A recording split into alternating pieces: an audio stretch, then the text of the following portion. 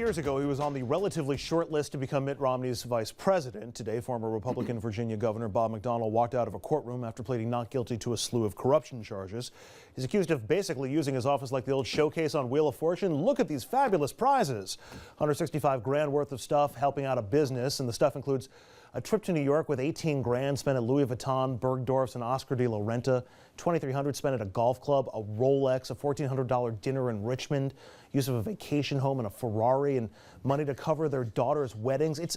That's my first question, guys, because it's not really evil stuff. It just seems selfish and petty and just greedy. And is there something unseemly about this in that vein? Are you getting that also? I'm just imagining the goodies he could have gotten as vice president. I mean, Mrs. McConnell, she could have gone on shopping sprees that never ended if he'd been the Veep, right? I'm offended at all this. I just think when you're elected and you're in the public trust at this point, you have to be above reproach. And his background as Attorney General in Virginia should have let him know, hey, there's some gray areas. And if you go into the gray areas, you have to be very careful then to make sure it's above board and you don't end up in a situation.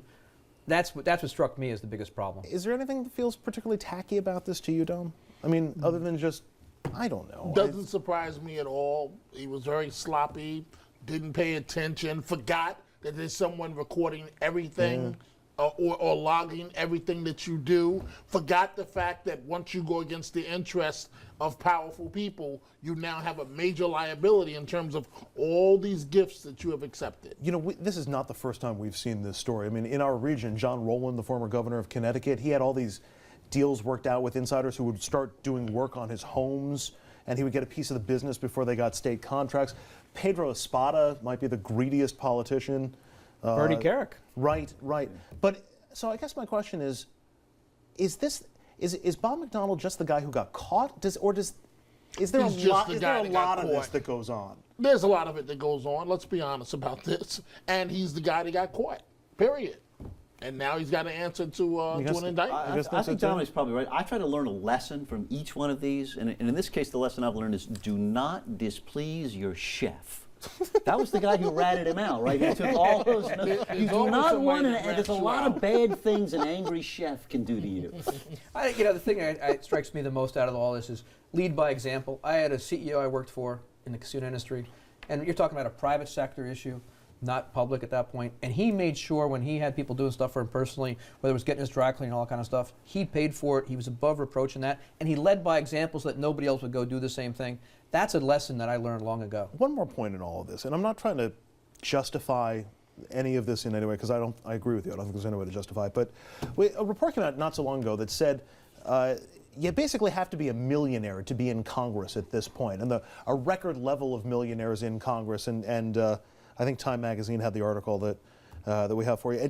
And if you want to rub elbows, there you go. It's mostly millionaires in Congress. Not that big of a surprise. It used to be a day where you could be a working class Joe and actually get yourself elected to Congress. But you do wind up rubbing elbows with the rich and powerful. And is it difficult to do that and look them in the eye if you're not one of them? I mean, I'm not justifying what McDonnell did, but that might explain some of the The Rockefeller family looked down on Jay Rockefeller when he ran for office originally, because they viewed politicians people you bought and sold. I mean, that was an old family story you always heard about. And instead of it being a calling, it was like, well, why would you go down and do that? I think the fact you don't have to be a millionaire. A lot of millionaires run for Congress. I think you run for office for a year or so. You don't get paid during that time. I don't know. I think you have to go out and raise money these days. Yeah, you really do. There's some natural. I mean, journalists have it a little bit. I mean, we cover people who tend to be richer than we are. That's true. And we suffer along. I don't get those kind of gifts. I don't know what the problem is, but it's a huge problem. When you're interacting, if you're a public official and you're interacting with multimillionaires, let's face it, politicians, you got to be a special person to run for office. And they have the ego that's the same as that person that's rich. They feel that they should be living a lifestyle just like that person. There's an issue. And therein lies the problem, because you don't have the money that very rich person has. And they may give you some gifts and some money, but it comes at a cost. It comes at a big cost. Schneiderman's top deputy right now is a J-Cope investigation going on, filed by Hank Greenberg. And it's coming up, I guess, next week or so possibly.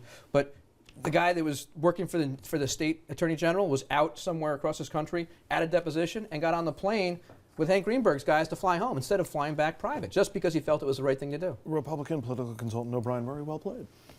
Very well played. Up next, take a break on RFL. Up next, you can't get much flip-floppier than a Republican turned independent turned Democrat, right?